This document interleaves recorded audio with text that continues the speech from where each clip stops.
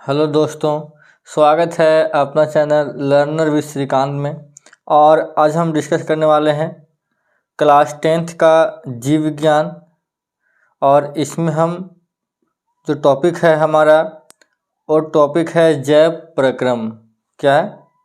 जैव प्रक्रम।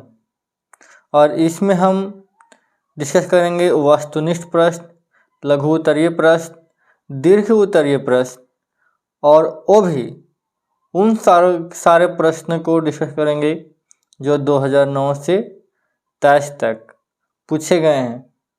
2009 से 23 तक पूछे गए सारे प्रश्न होंगे और वो सारे प्रश्न होंगे जैव प्रक्रम से, जो हमारा जीव विज्ञान का टॉपिक है, मतलब हमारा बायोलॉजी का टॉपिक है।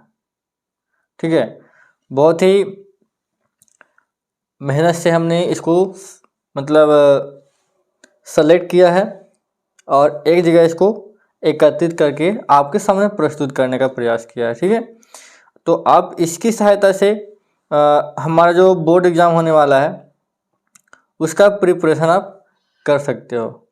ये जो क्वेश्चन है सभी बोर्ड के लिए इम्पोर्टेंट है।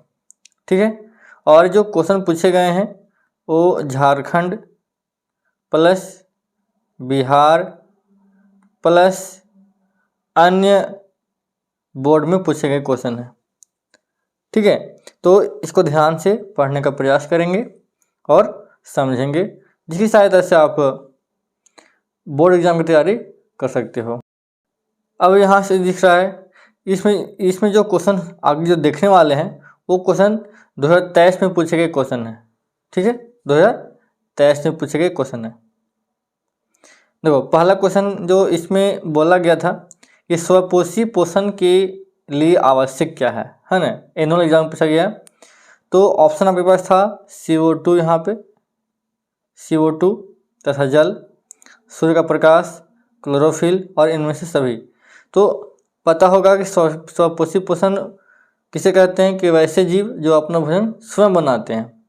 तो उसके लिए क्या चाहिए? CO2 चाहिए, सूर्य का प्रकाश चाहिए, क्लोरोफिल चाहिए। और स्वपोषी पोषण के लिए जो जीव होते हैं वो कौन होते हैं? पौधे, पेड़ पौधे। ठीक है, तो उनको क्या चाहिए? CO2 भी चाहिए, सूर्य का प्रकाश भी चाहिए, क्लोरोफिल भी चाहिए। दैट मीन्स इनमें से सभी है से उसका सही जवाब हो जाएगा।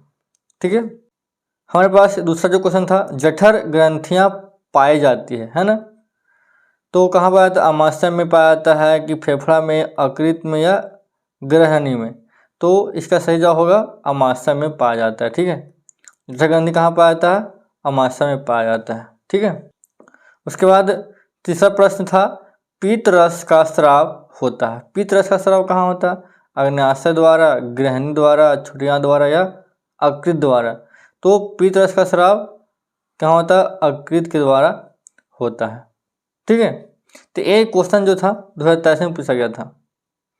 अब एक क्वेश्चन जो है 2023 में भी पूछा गया था। ठीक है, 2023 में पूछा गया था और ये क्वेश्चन 2019 में भी आया हुआ है और 2015 में भी आया हुआ क्वेश्चन है। क्वेश्चन क्या है? कहता है अमीबा में पोषण का सचित्र वर्णन करना। मतलब अमीबा में पोषण कैसे होता है, चित्र की सहायता से इसका वर्णन करना है। देखो, ये हमारा चित्र है। ठीक है, ये हमारा क्या है? चित्र है। इस फिगर को ड्रॉ करना है और इसका वर्णन करना है। देखो, बात बता दें, अमीबा का कोई फिक्स आकार नहीं होता है, जिस प्रकार से आप ड्रॉ कर दोगे वो अमीबा बन जाएगा। ठीक है, तो इसमें जो सेंटर में है ये तुम्हारा क्या है? केंद्रक है। और यहाँ पे एक भोजन है। ठीक है, खाद्य कंद जिसको कहते हैं। उसके बाद ये आगे बढ़ा और खाना खाने के लिए क्या कहता है? रिक्त स्थान बनाता है। ठीक है, किसकी सहायता से? कुटपाद की सहायता से। ठीक है, कुटपाद की सहायता से उसको अपना में कैप्चर करने का प्रयास करता है। ठीक है, और खाली स्थान बनाता है जिसको पादाब बोलते हैं या कुटपाद बोलते हैं। ठीक है, और उसको ऐसे उसको अपने अंदर में भर लेता है, खाद्य कण को उसको भर लेता है किसमें? खाली स्थान को बोलते हैं खाद्य रिक्तिका में भर लेता है, और इसके अंदर में कोशिका द्रव होते हैं, कोशिका द्रव में ही उसका पाचन हो जाता है और अपशिष्ट पदार्थ से उसको निकाल देता है। ठीक है, उसी चीज़ को हमने लिखा है। पहला पॉइंट, अमीबा की सतह पर उंगलियों जैसा अस्थायी प्रवर्ध होते हैं, इन्हें कुटपाद कहते हैं। ठीक है, जो अमीबा होते हैं उसके सतह पर उंगली के संरचना की तरह एक भाग होता है, उसको कुटपाद कहते हैं। कुटपाद भोजन को घेर कर खाद्य धानी में बनाता है ना। ये हमारा कुटपाद था, ये खाद्य कण था, उसको घेर लेता है। ठीक है, और क्या बनाता है? खाद्य धानी। खाद्य धानी माने एक रिक्तिका बनाता है। ठीक है, दूसरा, कोशिका द्रव में उपस्थित पाचक एंजाइम रिक्तिका या खाद्य धानी में प्रवेश करता है। कोशिका द्रव में उपस्थित जो पाचक एंजाइम होता है वो रिक्तिका में प्रवेश कर जाता है और भोजन को पचा लेता है। ठीक है, खाद्य धानी जो बनाया उसमें भोजन चला गया और उस खाद्य धानी में कोशिका द्रव जो आता है उसमें एंजाइम होता है और उसे वह पचाता है। आगे है, खाद्य धानी कोशिका में भ्रमण करती रहती है। जो खाद्य धानी क्या करता है? कोशिका में क्या करता है? भ्रमण करता है। ठीक है, और बचे हुए भोजन के कण विसरित होकर कोशिका द्रव में मिल जाता है। मतलब जो खाली स्थान होता है रिक्तिका में, जो भोजन होता है वो कोशिका द्रव में पूरा घूमते रहता है। ठीक है, और घूमते घूमते घूमते वैसे पच जाता है। कोशिका द्रव में ही वह भोजन पच जाता है। तीसरा पॉइंट है, कहता है रिक्तिका घूमते घूमते कोशिका की सतह से चिपक कर फट जाती है, तब अनपचा भोजन कोशिका से बाहर निकल जाता है। मतलब वह कोशिका द्रव में घूमते घूमते घूमते चिपक जाता है, कोशिका द्रव में मतलब सतह से चिपक जाता है और वो फट जाता है, और फटने के बाद वह अपशिष्ट पदार्थ क्या होता है? बाहर निकल जाता है। तो इस प्रकार से क्या होता है? अमीबा में भोजन का पाचन होता है। अब आगे जो पढ़ने वाले हैं 2022 में पूछे गए प्रश्न है। ठीक है, पहला क्वेश्चन क्या कहता है? प्रकाश संश्लेषण में ऑक्सीजन बाहर निकलती है। मतलब जब प्रकाश संश्लेषण होता है तो ऑक्सीजन बाहर निकलता है। कहाँ से निकलता है? जल से, CO2 से, ग्लूकोज से या हरित लवक से। तो इसका जवाब होगा जल के द्वारा क्या होता है? ऑक्सीजन बाहर निकल जाता है। ये डायग्राम बनाया गया फोटोसिंथेसिस का, जिसमें देखो हमारा इन्वायरमेंट से CO2, भूमि के अंदर से वाटर है, मिनरल्स है, ये हमारा ऑक्सीजन है से यहाँ पत्तियों से बाहर निकल गया और ग्लूकोज इसमें बन के तैयार हो गया। ये हमारा फोटोसिंथेसिस का ये क्या है? डायग्राम है। दूसरा प्रश्न कहता है अनऑक्सीश्वसन फलस्वरूप क्या बनता है? जो अनऑक्सीश्वसन होता है तो क्या बनता है? तो सिंपल से भाषा जान लो, एथिल एल्कोहल। ठीक है, एथिल एल्कोहल बन जाता है। ठीक है, क्या बनता है? एथिल एल्कोहल बन के तैयार हो जाता है। आगे कहता है तीसरा, रुधिर के तरल भाग को क्या कहते हैं? जो हमारा ब्लड होता है उस ब्लड में जो तरल भाग होता है वो क्या कहते हैं? वो कहते हैं प्लाज्मा। क्या कहते हैं? प्लाज्मा। मतलब रुधिर के तरल भाग को क्या कहते हैं? प्लाज्मा कहते हैं। ठीक है, कहता है चौथा, मछली के हृदय में कोष्ठकों की संख्या क्या होता है? मतलब जो मछली होती है उसके कितने मतलब हृदय में कितने कक्ष होते हैं? तो 2 कक्ष होते हैं। ठीक है, कितने कक्ष होते हैं? 2 कक्ष होते हैं, 2 हार्ट होते हैं। मतलब मनुष्य में क्या होता है? मनुष्य में 4 कक्ष होते हैं, सांप में 3 कक्ष होते हैं और मछली में 2 कक्ष होते हैं। ठीक है, हृदय में। आगे कहता है मनुष्य में वृक्क एक तंत्र का भाग होता है। जो वृक्क है मनुष्य में वो कौन सा भाग है? पोषण के लिए, श्वसन के लिए, उत्सर्जन से या परिवहन से। तो वृक्क क्या होता है? उत्सर्जन का भाग है, जहाँ पे ऐसे मूत्र का निर्माण होता है, सुसु जिसको बोलते हैं, सुसु बनता है। ठीक है, मतलब वो क्या है? उत्सर्जन का भाग है। ये जो फिगर दिखाया गया है ये क्या है? वृक्काणु का संरचना है जो उत्सर्जन का एक भाग है। ठीक है, अब आगे जो क्वेश्चन है यहाँ पे 2021 में पूछे गए प्रश्न है। ठीक है, आगे इसका आगे जो हम देखने वाले हैं। तो 2021 में क्या हुआ था, कोरोना आ गया था। अब कोरोना के कारण एग्ज़ाम नहीं हुआ था, मतलब सारे बच्चे क्या हो गए थे, प्रमोट कर गए थे। ठीक है, कहाँ पे ये बात हो रही है, ये तुम्हारा हो गया झारखंड में। ऐसे आगे जो क्वेश्चन मिलेगा वो 2020 का क्वेश्चन मिलेगा। ठीक है, पहला क्वेश्चन क्या कहता है, जीवन के लिए कौन सा प्रोग्राम अनिवार्य है। तो जीवन के लिए क्या चाहिए, जैव प्रोग्राम। जैव प्रोग्राम में क्या होगा, तुम्हारा श्वसन हो जाएगा, पोषण हो जाएगा, उत्सर्जन हो जाएगा, तुम्हारा परिवहन हो जाएगा।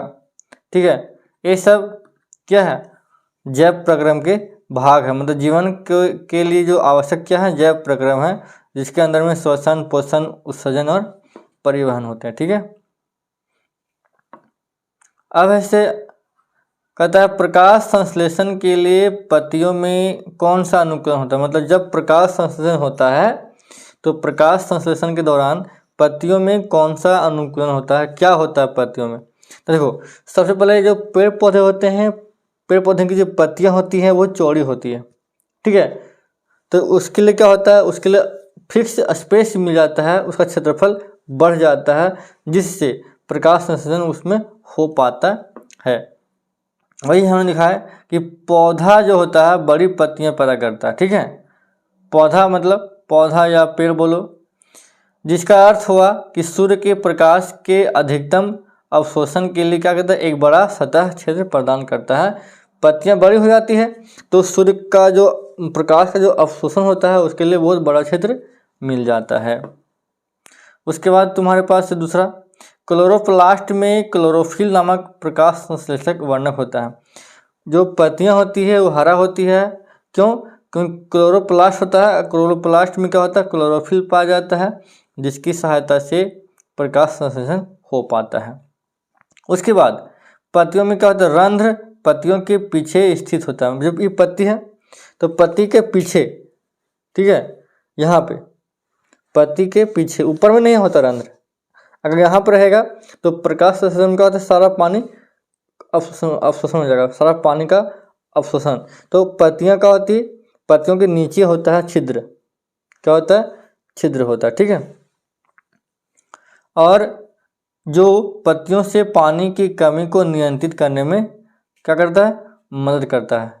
नीचे ही इसलिए रहता है कि पानी अगर छिद्र ऊपर रहेगा तो पानी का अवशोषण हो जाएगा, तो खाना फिर नहीं बना पाएगा। ठीक है, तो रंध्र कहाँ होता है, पत्तियों के पीछे। आगे है, पत्तियों की संरचना पतली होती है ताकि वे कार्बन डाइऑक्साइड को पत्ती कोशिकाओं में फैलने के लिए एक छोटी दूरी प्रदान कर सके। मतलब जो पत्ती की जो संरचना होता है पत्तियों का बहुत पतला होता है, जिसके कारण से कार्बन डाइऑक्साइड को पत्ती कोशिकाओं में फैलने के लिए एक छोटा सा डिस्टेंस प्रदान करता है। पांचवा, पत्तियों की नसें अधिकतम जल अणुओं और पानी को पत्तियों के सभी भागों तक पहुंचाने में मदद करती है। ठीक है, मतलब पत्तियों की जो नसें में क्या, जाइलम और फ्लोएम, जिस प्रकार मनुष्य में शिराएं धमनी होती है उसी प्रकार से पत्तियों में होता है जाइलम और फ्लोएम। जब खाना बन जाता है तो खाना है सो जाइलम और फ्लोएम के द्वारा स्थान, मतलब जो जाइलम होता है वो जल का परिवहन करता है मृदा से। ठीक है, और जो फ्लोएम होता है जब खाना बन जाता है पत्तियों में तो उसको ऐसे पौधे के विभिन्न भागों तक पहुंचा देता है। ठीक है, क्वेश्चन क्या आता है कि मानव पाचन तंत्र का नामांकित चित्र बनाएं। देखो ये फिगर तुमको बनाना पड़ेगा। ये तो किताब से लिया गया क्वेश्चन है, लेकिन आपको क्या करना पड़ेगा, इसका फिगर आपको ड्रॉ करना आना चाहिए, सीखना पड़ेगा। ठीक है, कैसे इसको ड्रॉ किया जाता है। एक क्वेश्चन बहुत इंपॉर्टेंट है, बहुत आया हुआ क्वेश्चन है और आता भी है। ठीक है, अब हम जानेंगे 2019 में जो क्वेश्चन पूछे गए थे उसका। ठीक है, पहला क्वेश्चन है, लार में कौन सा एंजाइम पाया जाता है। ठीक है, तो लार में होता है टायलिन और एमाइलेज नामक एंजाइम होता है जो लाला ग्रंथि से निकलता है। ठीक है, हमारे मुंह में लार आता है, लाला ग्रंथि से निकलता है। उसमें कौन सा एंजाइम होता है? टायलिन और एमाइलेज नामक एंजाइम पाया जाता है।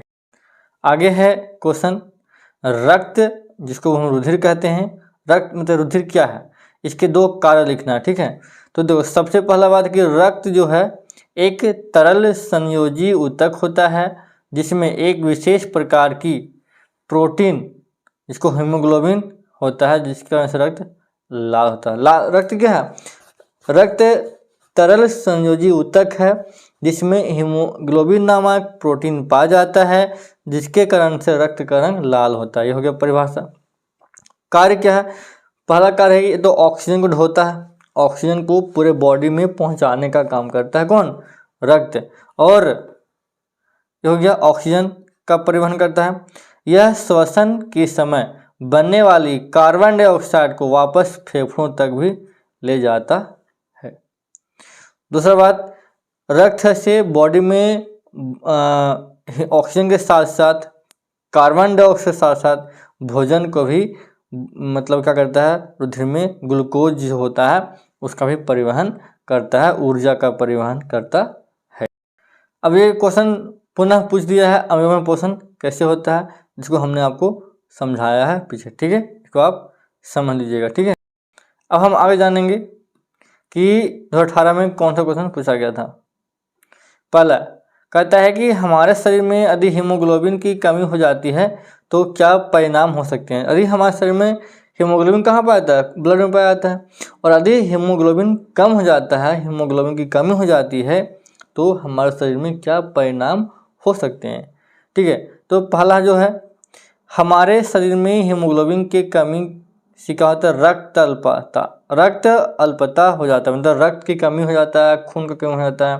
ठीक है, मतलब खून शरीर में बनता ही नहीं है। ठीक है, दूसरा है कि हमें श्वसन के लिए आवश्यक ऑक्सीजन की प्राप्ति नहीं होगी जिस कारण से हम शीघ्र थक जाएंगे। मतलब क्योंकि हीमोग्लोबिन ऑक्सीजन को ढोने का काम करता है और यदि हीमोग्लोबिन नहीं रहेगा तो ऑक्सीजन का परिवहन नहीं होगा और ऑक्सीजन नहीं मिलेगा तो हम कमज़ोर हो जाएंगे, थक जाएंगे, बहुत जल्दी थक जाएंगे, एनर्जी हमको नहीं मिल पाएगा। ठीक है, उसके बाद हमारा भार भी क्या हो जाएगा? कम हो जाएगा, हमारा वजन भी, मतलब हम कमज़ोर हो जाएंगे सीधी। ठीक है, दूसरा हमारा रंग पीला पड़ जाएगा, जिसके शरीर में ब्लड नहीं होता है। ठीक है, उसका बॉडी क्या होता है? पीला हो जाता है। ठीक है, क्या होता है? पीला हो जाता है। पांचवा, हम कमजोरी अनुभव करेंगे, जिससे हमारे बॉडी में ब्लड नहीं रहेगा, मतलब ऑक्सीजन नहीं रहेगा, हरासमेंट लगेगा, मतलब बहुत कमज़ोर फीलिंग होगा, मन नहीं लगेगा, ताकत नहीं चलेगा, कुछ काम करने का भी मन नहीं होगा। इसलिए यदि हमारे शरीर में हीमोग्लोबिन नहीं है, यदि कमी हो गया है तो बहुत सारे समस्याएं उत्पन्न हो जाते हैं, हम बीमार भी पड़ सकते हैं, मेरा बॉडी खराब भी हो सकता है। ठीक है, इसलिए शरीर में हीमोग्लोबिन का होना आवश्यक है, ब्लड का बनना जरूरी है। ब्लड नहीं बनेगा तो नुकसान होने वाला, मतलब नुकसान होने का चांस बहुत ज़्यादा है। ठीक है, आगे है देखो, एक भी क्वेश्चन पूछा गया क्वेश्चन है, नेफ्रॉन या विरिकाणु का नामांकित चित्र बनाना है। तो एक क्वेश्चन बहुत ही इम्पोर्टेंट है, तुमको एग्जाम में पूछ देगा कि विरिकाणु नेफ्रॉन का नामांकित चित्र बनाना है, या ये भी पूछ सकता है कि नेफ्रॉन जो विरिकाणु होता है उसमें मूत्र का निर्माण कैसे होता है। ठीक है, तो ये भी क्वेश्चन तुम्हारा आ सकता है और ये फिगर बनाने के लिए भी एग्जाम में आता है। तो इस कैसे फिगर बनता है आप ऐसे इसको सीख लीजिएगा। ठीक है, अब हम जानेंगे कि 2017 में जो क्वेश्चन पूछे गए थे वो कौन कौन से क्वेश्चन। ठीक है, पहला क्वेश्चन क्या कहता है कि प्रोटीन यौगिक संश्लेषण के लिए अनिवार्य तत्व, मतलब प्रोटीन का पाचन, प्रोटीन का संश्लेषण कैसे होता है? तो पेप्सिन के द्वारा होता है या ट्रिप्सिन एंजाइम के द्वारा होता है। ठीक है, पेप्सिन से भी हो जाता है प्रोटीन का पाचन, और एक ट्रिप्सिन एंजाइम पाया जाता है, उसकी सहायता से भी प्रोटीन का पाचन हो जाता है। ठीक है, आगे देखो क्वेश्चन पूछ ही दिया, गुदों में मूत्र का निर्माण कैसे होता है। ये हमारा नेफ्रॉन का जो फिगर है, इसमें जो मूत्र होता है, सुसु जो होता है, उसका निर्माण कैसे होता है। ठीक है, कहता है कि मूत्र निर्माण की प्रक्रिया 3 चरण में होता है। ठीक है, गुच्छीय निस्यंदन, पुनः अवशोषण और श्रावण। मतलब उसका सबसे पहले उसका क्या होता है, निस्यंदन होता है, फिल्टरेशन होता है, छनन होता है। कहाँ पे, बुमन संपुट में जाली की तरह संरचना पाया जाता है। जो विकाणु होता है उसमें क्या होता है, अब मतलब छनन होता है, छनाता है। ठीक है, और कंप्लीटली वो प्राइमरी वहाँ पे अवशोषण होता है। ठीक है, क्या होता है, प्राइमरी अवशोषण होता है वहाँ पे शुरुआत में 3 चरणों में, और फिर हमारे ऐसे वो प्रोसेस आगे की ओर जाता है। कहाँ पे, यहाँ पे सबसे पहले होता है फिल्ट्रेशन, और ये प्रोसेस यहाँ से जाता है, ये धीरे धीरे आगे बढ़ता है, और यहाँ भी सब क्या होता है, अवशोषण होता है, और अंत में इसमें पहुँच जाता है संग्राहक वाहिनी में, और हमारे लास्ट में मूत्र का निर्माण हो जाता है। और आपको बता दें कि जब इसमें होता है, अवशोषण होता है, तो इसके आजू बाजू में देखना, ये ब्लड है, से ब्लड का एक जाल होता है। ठीक है, ब्लड का जाल है। ठीक है, इसको थोड़ा सा बड़ा कर देते हैं, यहाँ पर दिख रहा होगा ये जो ब्लड है, इस ब्लड में क्या होता है, जो मूत्र में जो यूजफुल पदार्थ होते हैं उसका क्या होता है, अवशोषण हो जाता है, और जो हमारा ब्लड होता है उसमें मिल जाता है और पूरे बॉडी में चला जाता है। ठीक है, सबसे पहले यहाँ पे होता है, ये हमारा बुमन संपुट है, इसको कोशिका गुच्छ बोलते हैं, जिसका मेरुलस बोलते हैं, बुमन संपुट होता है। ठीक है, और धीरे धीरे ऐसे वृक्क धमनी, इसको बोल, ये हमारा लिखा हुआ है, इसमें ऐसे यहाँ पे अवशोषण होता है, और इस धीरे धीरे धीरे ये कहाँ पहुँच जाता है, संग्राहक में, और अंतिम में ये संग्राहक में सारा जो अपशिष्ट पदार्थ होता है मूत्र का, इसमें चला जाता है, और ये फिर जाके सीधे मूत्राशय में चला जाता है। जब हमको ऐसा एहसास होता है कि हमको मतलब सुसु लग गया है, तो वो तुरंत ऐसे माइंड को इन्फॉर्मेशन देता है कि हाँ ऐसा होने वाला है, तो हम जाके ऐसे सुसु करते हैं, है कि। तो हमने क्या बोला, 3 चरण होता है। ये सभी कार्य वृक्क के विभिन्न हिस्सों में होते हैं। वृक्क में लगातार रक्त क्या होता है, प्रवाहित होते रहता है। अपशिष्ट से युक्त गंदा रक्त ग्लोमेरुलस, जिसको हम कोशिका गुच्छ कहते हैं, उसमें प्रवेश करता है, और यहाँ रक्त साफ होता है। ठीक है, पहला स्टेप में कहाँ जाता है, कोशिका गुच्छ में। उसके बाद निस्यंदन, इलिट्रेशन के दौरान रक्त में मौजूद ग्लूकोज, अमीनो एसिड, लवण, यूरिया, पानी आदि बोमन कैप्सूल से गुजरता है, और फिर नेफ्रॉन की छोटी नली के आसपास वाली रक्त कोशिकाओं के माध्यम से पुनः अवशोषण होता है। हमने बताया कि जब बोमन संपुट से नीचे उतरता है तो एक नली ऐसे होता है, यू आकार का लगभग समझो, तो वहाँ भी पुनः अवशोषण होता है, और जो भी मिनरल्स होते हैं ब्लड में बचे हुए, ठीक है, उस जो मूत्राशय में जो रक्त होता है उसमें, और उसको खींच लिया जाता है, फिर वो आगे बढ़ता है। ठीक है, मतलब कंप्लीटली तो नहीं होता, फिर वहाँ पे जो हमारा क्या होता है, जो नलियाँ होती हैं छोटी छोटी, उसमें क्या होता है, पुनः अवशोषण होता है।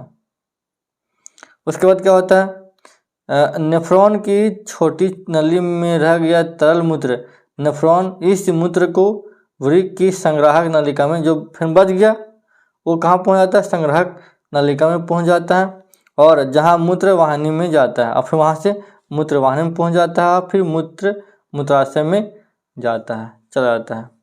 कुछ समय के बाद मूत्र मार्ग में से शरीर के बाहर निकाल दिया जाता है। कुछ समय बाद मूत्र मार्ग से हम उसको बाहर निकालते हैं। ठीक है, जैसे जैसे मूत्र इकट्ठा होता है वैसे वैसे मूत्राशय बड़ा हो जाता है, और पर्याप्त मूत्र जमा होने पर केंद्रीय तंत्रिका तंत्र द्वारा ऐच्छिक संदेश मूत्राशय को प्राप्त होता है। मतलब ऐसा फीलिंग होता है कि हमको पेशाब लगने वाला है, सुसु लगने वाला है, तो वो इन्फॉर्मेशन देता है, और फिर हम लोग बाहर पहुंच जाते हैं सुसु करने के लिए। ये संदेश मूत्राशय की पेशियों का संकुचन करता है तथा मूत्राशय अवरोधनी में शिथिलन पैदा करता है, और जिससे मूत्र का उत्सर्जन होता है। मतलब कैसे मूत्र बना और कैसे हमारा जो केंद्रीय तंत्र का तंत्र होता है वो सीधे मतलब इन्फॉर्मेशन पहुंचाता है। जब वो उसका जो थैला होता है भर जाता है उसके बाद फिर हम सुसु करते हैं। ठीक है। तीसरा, किन परिस्थितियों में पौधों में समुचित परिवहन तंत्र की उपस्थिति आवश्यक हो जाती है? कब? कि हम तो देखो कहता है कि बहुकोशिक पौधों में समुचित परिवहन जाइलम और फ्लोएम ऊतक के द्वारा होता है। जाइलम और फ्लोएम दो तरह के ऊतक होते हैं पौधों में। जाइलम जल का परिवहन करता है, फ्लोएम भोजन का परिवहन करता है, जिनमें उपयोगी पदार्थ का उनके मूल स्रोतों से शरीर की प्रत्येक कोशिका तक पहुंचाने तथा अनुपयोगी और हानिकारक पदार्थों को कोशिका से निकालकर गंतव्य स्थान तक पहुंचाया जाना ताकि समुचित परिवहन तंत्र का कार्य संपन्न हो सके। तो सिंपल सा भाषा में समझना है कि पौधों में दो तरह के तंत्रिका ऊतक होते हैं, जाइलम और फ्लोएम, और वह उचित कार्य करते हैं और उपयोगी पदार्थ को शरीर के विभिन्न भागों तक पहुंचाते हैं और अनुपयुक्त पदार्थ को उसको बाहर कर देते हैं। ठीक है। जाइलम जल का परिवहन करता है जो जड़ के माध्यम से पत्तियों तक होता है, और जो भोजन बन जाता है पत्तियों में वो फ्लोएम के द्वारा पूरे पौधों में पहुंच जाता है। ठीक है। आगे समझने वाले हैं 2016 में जो क्वेश्चन पूछे गए हैं वो। ठीक है। कहता है मानव हृदय में 4 कोष्ठक होते हैं। क्यों? हमने बताया कि मानव में 4 कोष्ठक होते हैं, लेकिन क्यों ऐसा क्यों होता है? देखो, मानव हृदय एक पेशीय अंग होता है। एक पेशीय मतलब क्या? सिर्फ मांस वाला होता है जो एक मुट्ठी के आकार का होता है। हमारा मानव हृदय क्या होता है? मुट्ठी के आकार का होता है, जिसके में 4 भाग 4 कोष्ठक होते हैं, 4 घर होते हैं। चूँकि रुधिर को ऑक्सीजन और कार्बन डाइऑक्साइड दोनों का वहन करना होता है। जो रुधिर होता है वो CO2 और ऑक्सीजन दोनों का वहन करता है। ठीक है। अतः प्रचुर रुधिर को कार्बन डाइऑक्साइड युक्त रुधिर से मिलने से रोकने के लिए मानव में 4 कोष्ठक है। मतलब जो रुधिर होता है वो CO2 और O2 दोनों का वहन करता है, और इन दोनों को मिलने से रोकने के लिए ऐसे हमारे बॉडी में हृदय में 4 कोष्ठक बनाए गए हैं। हृदय में 2 अलिन होते हैं, 2 नीला होते हैं, जिसमें अलिन की दीवारें पतली होती है और नीला की दीवारें मोटी होती है। 2 अलिन होता है, 2 नीला होता है। अलिन की दीवारें पतली होती है और नीला की दीवारें मोटी होती है। आगे है ऑक्सीजन और कार्बन डाइऑक्साइड दोनों का एक ही रक्त के माध्यम से परिवहन होता है। हम बताएं कि दोनों का परिवहन क्या होता है? एक ही माध्यम से होता है। इसलिए यह आवश्यक है कि ऑक्सीजन से समृद्ध रक्त को कार्बन डाइऑक्साइड से समृद्ध रक्त में मिलने से रोका जाए। मतलब जिसमें ऑक्सीजन की मात्रा ज़्यादा है उसको कार्बन डाइऑक्साइड के जो रक्त हैं उनको दोनों को अलग रखना है। ठीक है। क्योंकि हमको ऑक्सीजन चाहिए, CO2 नहीं चाहिए। कार्बन डाइऑक्साइड से समृद्ध रक्त को फेफड़ों की भित्तियों में जाना आवश्यक होता है, क्योंकि वहाँ पर शुद्धिकरण होता है। फेफड़ों में क्या होता है? शुद्धिकरण होता है, और वहाँ पे CO2 क्या होता है? O2 में चेंज हो जाता है। किसकी सहायता से? केशिका होता है। ठीक है। केशिका की सहायता से चेंज हो जाता है, उसके कार्बन डाइऑक्साइड को अलग किया जाता है। ठीक है। इसके साथ ऑक्सीजन युक्त कार्बन डाइऑक्साइड विहीन रक्त को हृदय में रखना होता है ताकि उसको शरीर के अन्य अंगों तक भेजा जा सके। इसलिए मानव में 4 कोष्ठक या 4 चैम्बर होते हैं। मतलब CO2 युक्त रक्त को फेफड़ा तक पहुंचाना बहुत ही अति आवश्यक होता है, और ऑक्सीजन को हृदय तक लाना अति आवश्यक होता है। क्यों होता है? क्योंकि ऑक्सीजन युक्त रक्त को पूरे बॉडी में पहुंचाना होता है, और CO2 रक्त को फेफड़ा तक पहुंचाना होता है, क्योंकि वहाँ पर शुद्धिकरण होता है। इस प्रकार इसीलिए हमारे हृदय में 4 कोष्ठक बनाए गए हैं, 4 चैम्बर होते हैं। किसमें? हमारे हृदय में। आगे है ऑक्सीजन फेफड़ों से ऊतक तक कैसे पहुंचता है। देखो, अभी हम बताए हैं कि फेफड़ा में जो CO2 युक्त रक्त होता है उसका शुद्धिकरण होता है। जब वहाँ से शुद्धिकरण हो जाता है तो वो ऐसे पूरे बॉडी के ऊतक तक कैसे पहुँचता है। कहता है मनुष्य एक जटिल शारीरिक संरचना वाला प्राणी है। पता है मनुष्य एक बहुकोशिकीय जीव होता है जिसका संरचना बहुत ही मतलब क्या है, जटिल है। अतः साधारणतः विषम क्रिया द्वारा इसके फेफड़ों के बीच गैसीय विनिमय संभव नहीं है। मतलब सिंपल विषम के माध्यम से हम गैसों का विनिमय नहीं कर सकते हैं। अशुद्ध रक्त शिरा द्वारा पूरे शरीर से हृदय तक आता है। जो अशुद्ध रक्त होते हैं बॉडी में, जिसमें CO2 की मात्रा होता है, वो पूरे बॉडी से शिरा के द्वारा आता है। कहाँ पे? हृदय से रक्त कहाँ तक? फेफड़ा पहुँच जाता है। ठीक है, पूरे बॉडी से हृदय में जाता है, हृदय से फेफड़ा में, फेफड़ा में क्या होता है? शुद्धिकरण होता है। देन वो कहाँ था? हृदय में जाता है, और हृदय से फिर जो ऑक्सीजन युक्त रक्त होता है वो पूरे बॉडी में पहुँचता है। कुपिका भित्तियों में पाए जाने वाला रक्त का श्वसन वर्णक हीमोग्लोबिन ऑक्सीजन से संयुक्त होकर ऑक्सी हीमोग्लोबिन बन जाता है। मतलब जो कुपिका होता है फेफड़ा में, उसमें जो रक्त जो होता है, रक्त में हीमोग्लोबिन होता है, और हीमोग्लोबिन ही ऑक्सीजन को क्या करता है? ढोता है। क्या करता है? ढोता है।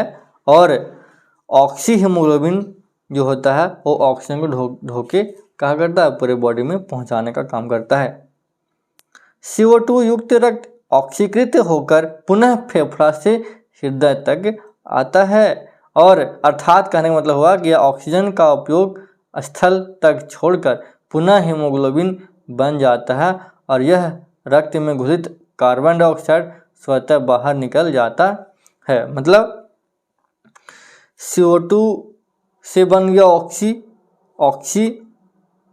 ठीक है, हीमोग्लोबिन के साथ ही, और जिस ऊतक तक पहुंचना होता है वहां उसको छोड़ देता है ऑक्सीजन को, फिर वह से हीमोग्लोबिन बन जाता है। और कहता है पुनः हृदय से रक्त पूरे शरीर में जाता है। यदि हमारे शरीर में हीमोग्लोबिन नहीं होता है तो फेफड़ों से पैर तक ऑक्सीजन लगभग वर्षों तक भी नहीं पहुंच पाएगा, तब तक हम लोग फिनिश हो जाएंगे। समझ में आया? मतलब यदि हमारे शरीर में हीमोग्लोबिन नहीं रहेगा तो समझना कि ऑक्सीजन को फेफड़ा से पैर तक आने में वर्षों तक लगेगा समय। तो हमको तो जीने के लिए ऑक्सीजन चाहिए, ऑक्सीजन नहीं मिलेगा तो मरना तो कन्फर्म है। ठीक है, वही यहाँ पे देखो, ये हमारा क्या है? ये हमारा फेफड़ा है। ठीक है, इस फेफड़ा में क्या कुपिका होता है। ठीक है, और इस कुपिका में क्या होता है? इस कुपिका में रक्त का प्रवाह होता है।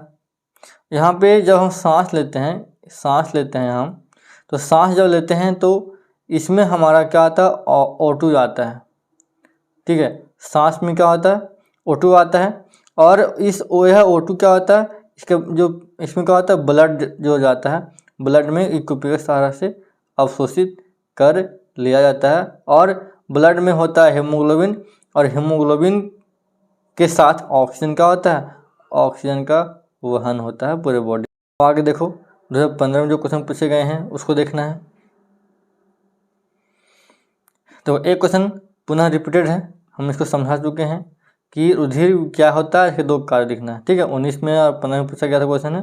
ठीक है, और जो पढ़ रहे हैं वो 15 में जो पूछा गया क्वेश्चन है, तो इसको हम पीछे समझाएं, इसको आप देख लेना। ठीक है, तो एक पुनः क्वेश्चन रिपीटेड है अमीबा के बारे में, इसको समझाए हैं।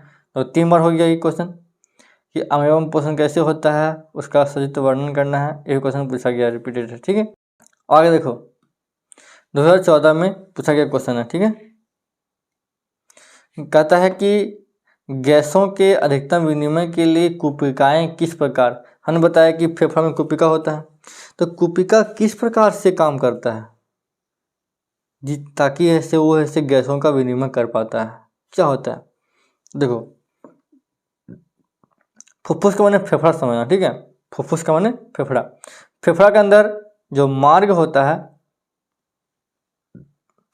छोटी छोटी नलिकाओं में विभाजित होता है, और गुब्बारे की जैसा एक संरचना पाया जाता है, जिसको कुपिका कहते हैं। फेफड़ा के अंदर बहुत छोटी छोटी नलिकाएं होती है, और वह नलिका एक गुब्बारे के जैसा स्ट्रक्चर होता है, जिसको कहते हैं कुपिका। बात समझ में आया? और कुपिका एक सतह उपलब्ध करवाता है, एक सतह देता है जहां से गैसों का विनिमय होता है। कुपिकाओं की भित्ति में रुधिर वाहिकाओं का विस्तृत जाल होता है और जब हम श्वास लेते हैं, अंदर लेते हैं, तो हमारी पसलियां फूल जाती है और डायफ्राम चपटा हो जाता है। इसके परिणाम स्वरूप वक्ष गुहा बड़ी हो जाती है और इस कारण से वायु फुफ्फुस फेफड़ा के अंदर चूस लिया जाता है और कुपिकाओं में भर लिया। जैसे हम सांस लिए तो हमारा क्षेत्रफल बढ़ गया और ये और कहाँ गया, फेफड़ा में। अब फेफड़ा में जो कुपिका होती है वो उसको रख लेता है, चूस लेता है। रुधिर शेष शरीर से कार्बन डाइऑक्साइड कुपिकाओं में छोड़ने के लिए लाता है। ठीक है, जो ब्लड होता है, सीरा जो होता है, वो कार्बन डाइऑक्साइड क्या करता है, कुपिका में छोड़ने के लिए आता है, उधर से आता है। अब कुपिका रुधिर वाहिका का रुधिर कुपिका वायु में ऑक्सीजन लेकर शरीर के सभी कोशिकाओं तक पहुंचाता है। ठीक है, समझ में आया? मतलब उधर से कुपिका में आ रहा है CO2, इधर से तो सांस लिए तो ऑक्सीजन गया, ये दोनों आपस में मिल जाता है। मतलब CO2 चेंज हो गया O2 में और फिर ये पूरे बॉडी में पहुंच गया। श्वास चक्र के समय जब वायु अंदर और बाहर होते रहता है तो फुफ्फुस सदैव वायु का अपशिष्ट आयतन रखते, मतलब ऐसा नहीं कि हम सांस लिए और छोड़ें तो सारा हवा निकल गया, नहीं, कुछ हवा उसमें रह जाता है, बस ऐसा नहीं सारा खत्म होता है, वो हमेशा अपना आयतन बना के रखता है। सांस लिए छोड़ें तो सारा हवा नहीं निकलता है। ठीक है, अपना स्पेस वो बचा के रखता है, अपना उसमें आयतन जितना होता है उतना बचा के रखता है। ठीक है, ऑक्सीजन के अवशोषण तथा कार्बन डाइऑक्साइड के मोशन के लिए पर्याप्त समय से, मान कभी हमको ऑक्सीजन नहीं ले पाते हैं तो वो बचा के रखता है, तो वो काम कर जाता है। ठीक है, तो ऑक्सीजन और के लिए क्या है, कुपिका एक स्पेशल प्रकार का माध्यम बनता है जिसकी सहायता से हम वहाँ पे गैसों का विनिमय होता है, वो स्पेशल स्पेस प्रदान करता है। ठीक है, अगर कुपिका नहीं रहेगा फेफड़ा में तो काम करना नहीं, मतलब गैसों का विनिमय नहीं हो पाएगा। अब देखो, कहता है कि मानव उत्सर्जन तंत्र का चित्र बनाना है, ये तुमको बनाना है, ये वाला।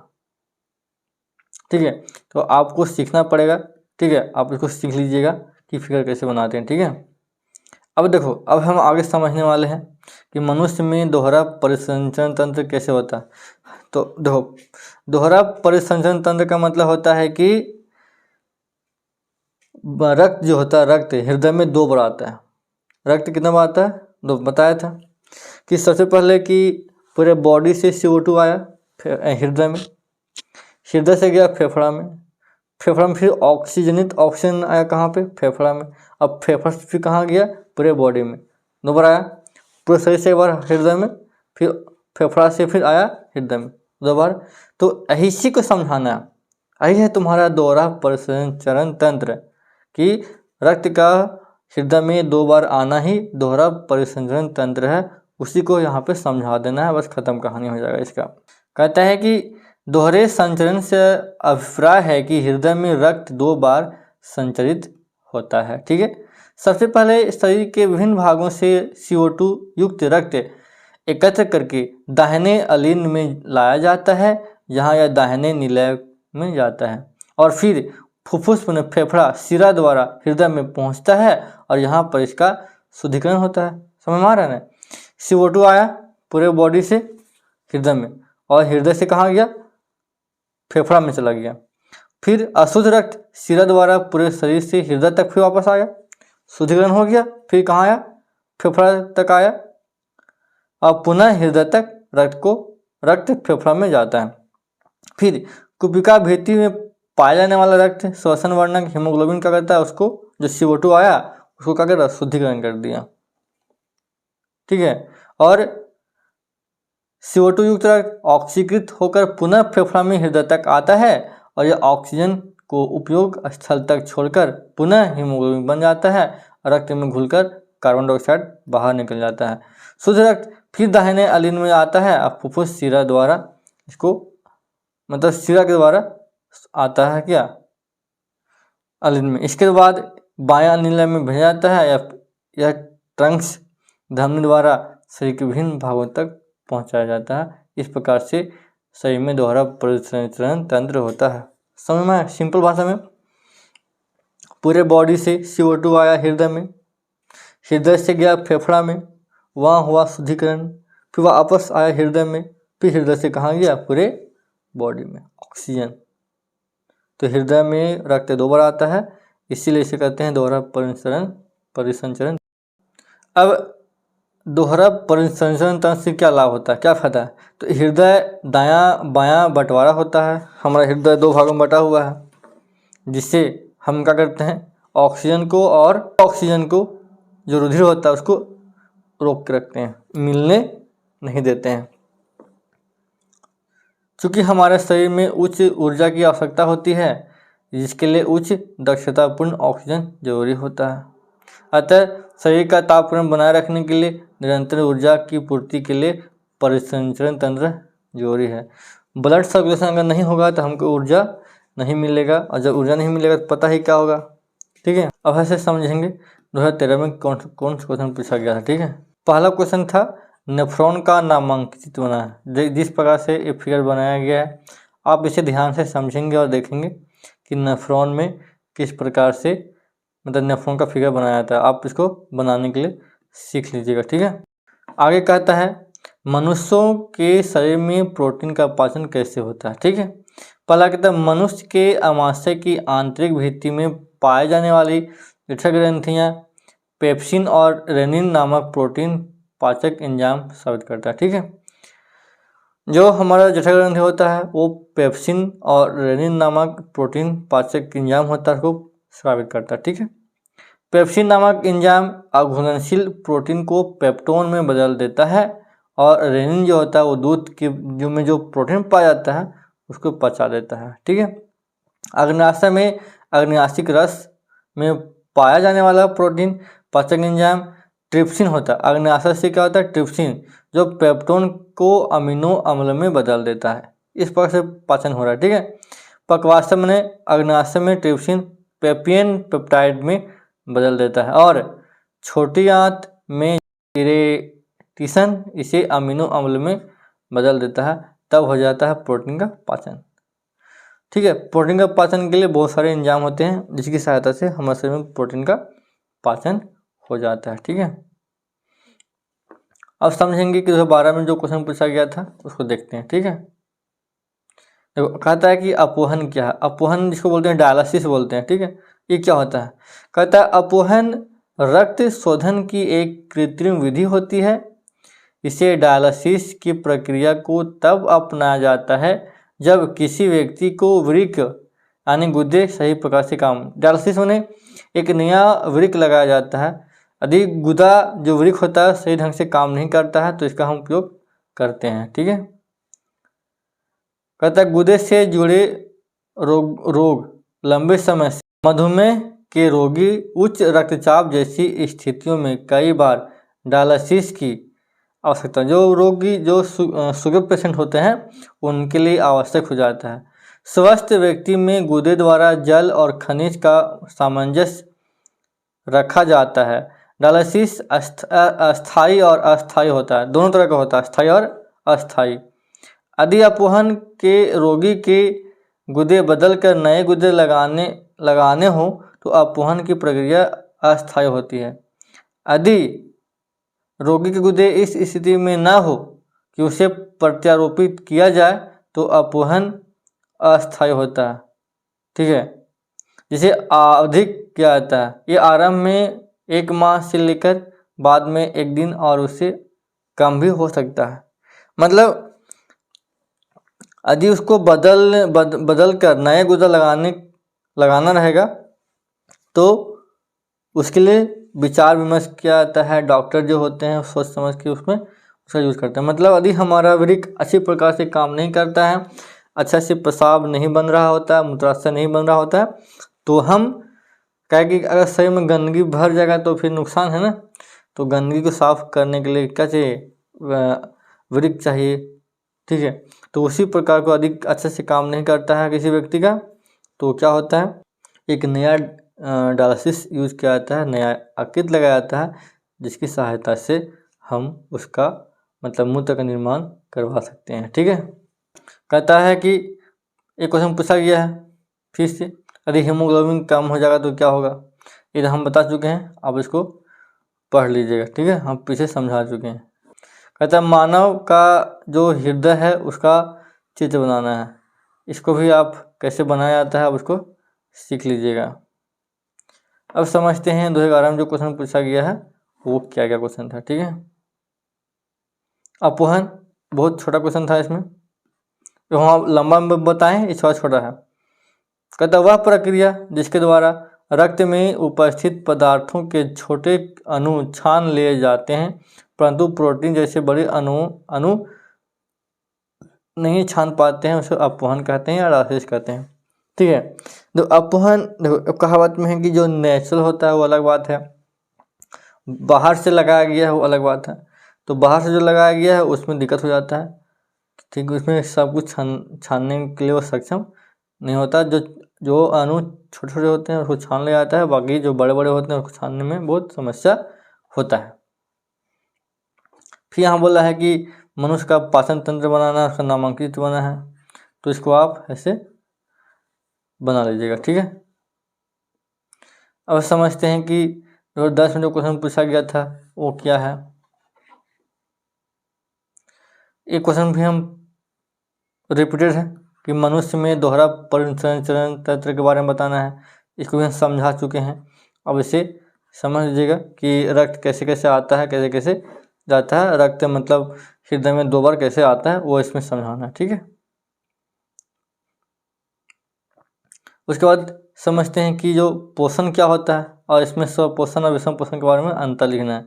तो पोषण क्या है, पोषण वह विशिष्ट रचनात्मक उपापचयी क्रिया होता है, एक प्रकार क्रिया होता है जिसके अंतर्गत पादपों क्या होता है, संश्लेषण तथा स्वांगीकरण होता है। और विषम पोषी पोषण जिसे जंतु लोग होता है, भोज्य पदार्थ का करते हैं, अंतःग्रहण करते हैं, खाना खाते हैं, पचाते हैं, अवशोषण करते हैं, स्वांगीकरण करते हैं और ऊर्जा प्राप्त करते हैं। कहले शरीर शारीरिक वृद्धि के लिए, मरम्मत के लिए, ऊतकों का नवीकरण करने के लिए, जैविक क्रियाओं का संचालन करने के लिए।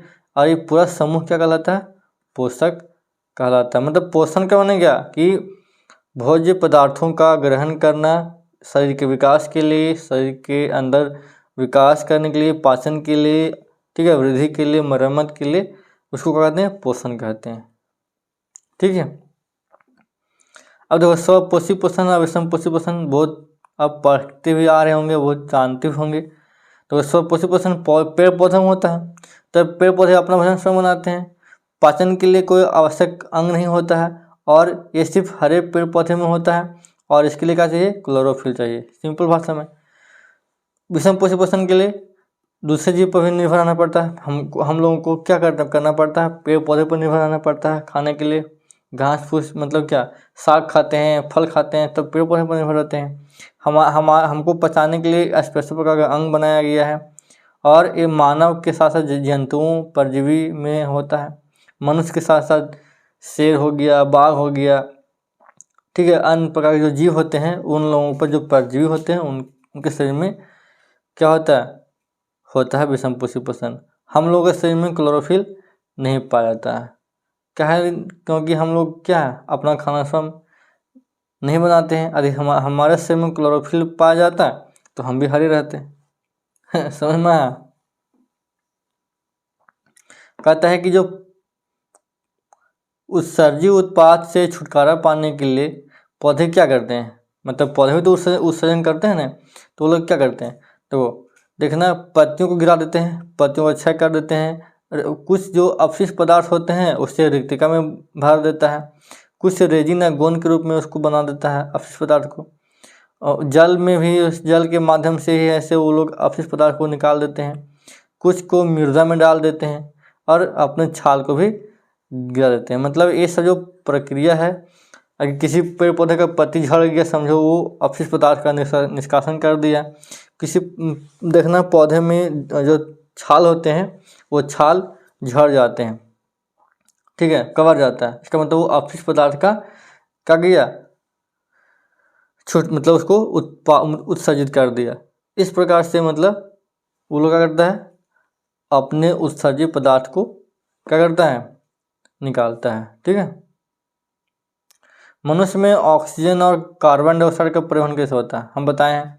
ऑक्सीजन का परिवहन रक्त में हीमोग्लोबिन के साथ, और कार्बन डाइऑक्साइड जल में विलय होता है, जल में घुल जाता है, इसलिए वो विलय अवस्था में होता है। मनुष्य में ऑक्सीजन और कार्बन डाइऑक्साइड का परिवहन रुधिर के साथ होता है। रुधिर में हीमोग्लोबिन पाया जाता है, जो वायु में श्वसन वर्णक ऑक्सीजन को लेकर जाता है। ऑक्सीजन कौन ले जाता है, हीमोग्लोबिन।